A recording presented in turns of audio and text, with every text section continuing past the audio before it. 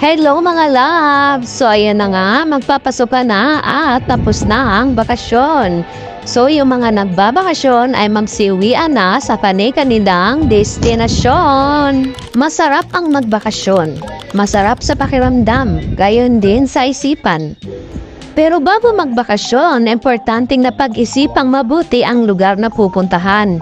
Higit sa lahat ay isipin natin kung may pera ba tayong panggala. Lalo na kung ang balak mong puntahan ay sa ibang lugar or ibang bansa ba kumbaga. Siyempre, unang-una dyan sa listahan ay ang pera. Pangalawa, abay dapat may ticket ka na. At kung maaari ay yung banika na ang iyong makuha kung ayaw mong lumangoy na lang sa kawala. Isa na rin sa isipin mo ang klima. Importanteng malaman mo ang klima sa pupuntahan mong lugar nang makapagdala ka ng angkop na damit at gamit. Siyempre, hindi pwedeng makaligtaan ang pagbili ng pasalubong. Kaya kung marami kang pera, abay maganda kasi makakabili ka pa ng murang pasalubong. Huwag din kaligtaan ang pagdadala ng makakain sa biyahe, lalo na kung sa barko kasi mahal ang bilihin. May ilan na tamad magdala ng snacks at inumin. Madalas sinasabi na bibili na lang. Para sa mga may pera lang yung mindset na yan. At syempre kapag magbabakasyon ka, gustong-gusto mo puntahan yung mga lugar na malimit puntahan ng mga turista, di ba?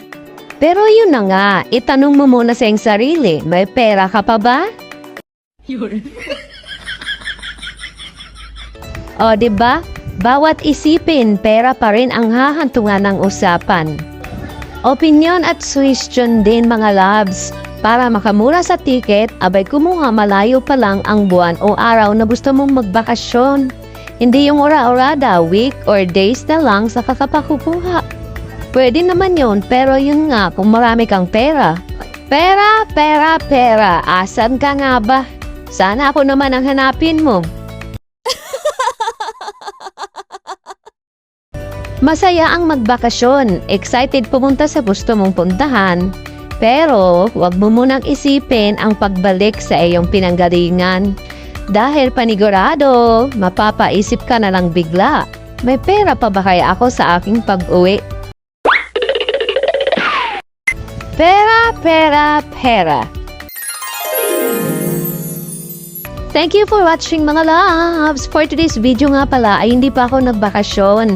Hinatid ko lang po si ate namin na nagbakasyon dito sa Manila.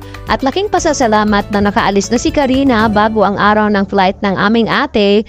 And as of this moment ay nasa aming isla na po si ate. Ingat po ang lahat dahil may nagbabadya naman daw pong bagyo. Bye-bye!